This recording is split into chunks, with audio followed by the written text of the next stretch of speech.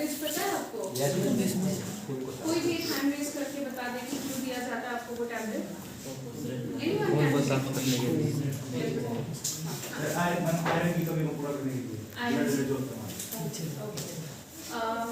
Very good, sit down. मुझे honestly बताना कितने बच्चे ऐसे जिनको वो टैबलेट लेने के बाद तबीयत खराब लगता है कि उल्टी आ रही है, चक्कर आ रहा है या कुछ अजीब सा पेट में हो रहा है। अगर आपको लगता है तो आप बिल्कुल ऑनेस्टली शेयर कर सकते हो मेरे साथ, मतलब वो आपकी गलती नहीं है, तो आपको कोई डांटेगा नहीं कि क्यों तबीयत खराब हो रहा है। सब टैबलेट्स लेते हैं? yes, कब दिया जाता है? कौन से? बुधवार को दिया जाता है। ओके, तो आपको मतलब कोई दिक्कत नहीं हो रही है टैबलेट लेने के बाद?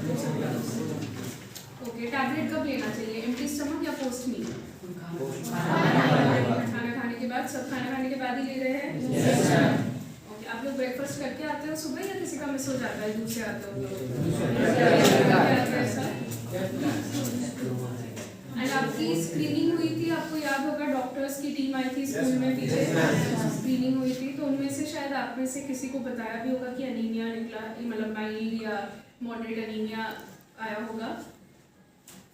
अनीमिया किसी को खून की कमी, मतलब you don't need to raise your hand, it's मतलब आपकी प्राइवेसी है वो, बट किसी को तो बताया होगा शायद, एंड आपको पता होगा कि जिसको बताया है। बट अनीमिया क्यों होता है ये पता है आपको? क्यों होता है? खून की कमी से। तो वो जब आपका वो एक सुई चुभा के टेस्ट करते होंगे एक मशीन में, तो आपकी ब्लड में हीमोग्लोबिन कम आता है, तो फिर वो अनीमिक मानते हैं।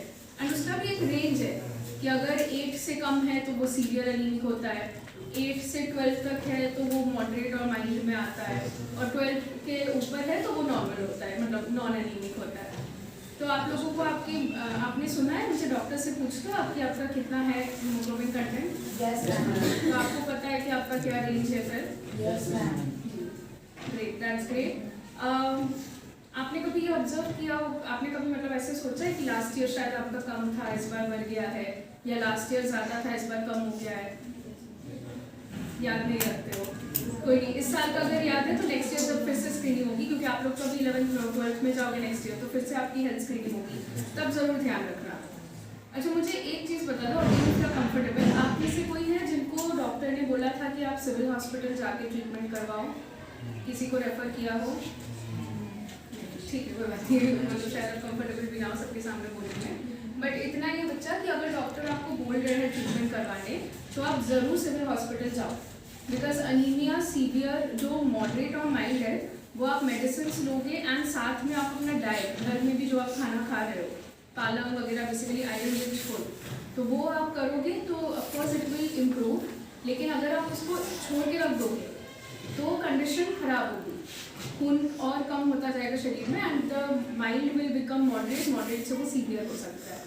तो अगर आप में से किसी को किसी भी वजह से, स्पेशली आइज के लिए भी, रिफ्रैक्टिव एरर वगैरह, स्पेक्टिकल्स मिल गए मैम? सब स्पेक्टिकल्स मिल गए मैम, सबको मिल गए, जिसको मतलब रेफर किया था ना, मिल गए सबको। अपने स्कूल से 8 स्टूडेंट्स थे। अच्छा, 8 स्टूडेंट्स थे।